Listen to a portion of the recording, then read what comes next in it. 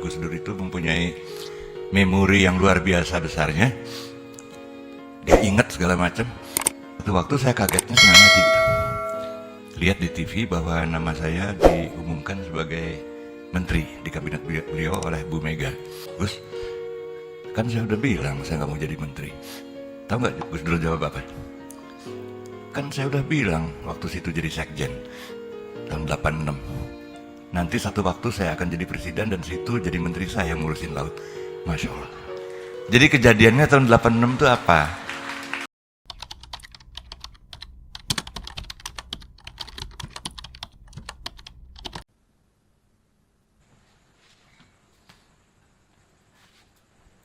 Assalamualaikum warahmatullahi wabarakatuh.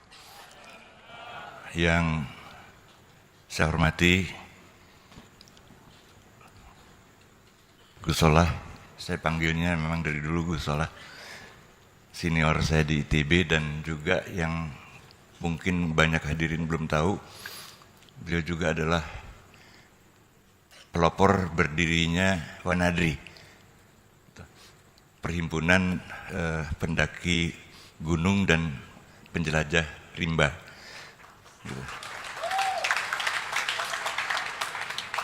Dan Ibu Salahuddin Wahid, Mbak Anita, dan seluruh keluarga besar Gus Dur, dan para alim ulama, para kiai, dan para sahabat yang tidak sanggup saya sebut satu persatu. Tadi Marsilam bilang sama saya, dia udah ngabisin 20 menit gitu ya. Padahal jatahnya 15. Jadi kalau gitu saya bilang, oke dah, gua ngalah gitu. Saya 10 menit aja gitu. Dan ingin mengungkapkan sesuatu yang mungkin jarang diungkapkan orang tentang Gus Dur. Tadi sudah dikemukakan oleh pembicara sebelumnya. Gus Dur itu menurut saya sih dia istimewa bukan karena hanya kualitas komitmennya, bukan karena sikap inklusifnya saja, bukan karena komitmen kemanusiaannya, tapi dia punya kualitas yang melekat dalam dirinya yang membuat dia tuh istimewa. Yaitu bahwa, gini, nerangin ya, kita nih dididik untuk menjadi orang berpengetahuan. Cuman di pengetahuan itu diorganisir dalam suatu rezim tertentu yang kaku gitu. Nah, dan kemudian kita suka diajarin seolah-olah di luar apa yang diberikan oleh dunia pendidikan, pengetahuan lain tuh ya nggak usah digubris lah, nggak usah didengar gitu. Nah, itu yang namanya kebiasaan yang ditanamkan kepada kita untuk berpikir secara runtut, logis, dan hanya terbatas pada hubungan sebab dan akibat. Yang saya lihat dari Gus Dur itu lain. Dia punya fokus itu tidak terpaku pada satu bidang tertentu, tapi dalam banyak bidang. Dan dia mempunyai suatu bakat yang jarang orang punya, yaitu mampu menghubungkan satu gejala dengan gejala lainnya yang sepintas lalu kayaknya nggak berhubungan begitu. Dan itu semuanya oleh Gus Dur itu dikemukakan dengan cara-cara yang jenaka, yang mengagetkan gitu. Sehingga saya kemudian kalau ditanya sama orang bilang memang begitu. Kita cuma ngerti apa yang diomongin 3 bulan setelah omongan itu keluar. Karena proses berpikirnya bukan hanya cepat ya, tapi juga lengkap. Sedangkan cara kita mendapat pengetahuan oleh dunia pendidikan adalah kita tidak pernah mendapat pengetahuan itu secara lengkap. Hanya parsial menurut spesialisasi kita, kira-kira begitulah. Nah, Gus Dur rupanya entah sengaja entah enggak, dari awal sudah mencoba dan berhasil melepaskan diri dari jebakan itu.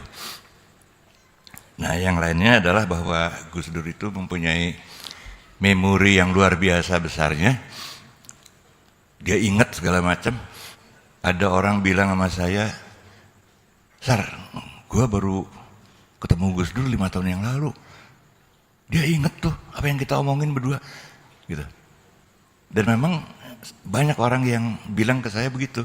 Dia memorinya kuat, komitmennya kuat, khasanah pengetahuannya lengkap karena memang dia bisa keluar dari jebakan pengetahuan formil. Ya, dia punya rezim pengetahuan sendiri yang dia kuasai dan secara cerdas memanfaatkannya, dan sense of humornya juga bagus. Nah, sekarang juga saya ingin ngasih tahu cerita yang orang nggak tahu tentang saya dan Gus Dur berdua, gitu ya. Nah, satu waktu saya kagetnya setengah mati gitu. Lihat di TV bahwa nama saya diumumkan sebagai menteri di kabinet beliau oleh Bu Mega. Kenapa kaget? Karena sebelumnya saya sudah bilang, saya mau cari ilmu di luar negeri gitu ya, jadi mohon maaf kalau nyari menteri jangan saya deh gitu. Ya, jadi menteri, aduh gimana nih. Nah, akhirnya saya datang ke istana dan karena cuma kami berdua, nggak ada ajudan, nggak ada orang lain.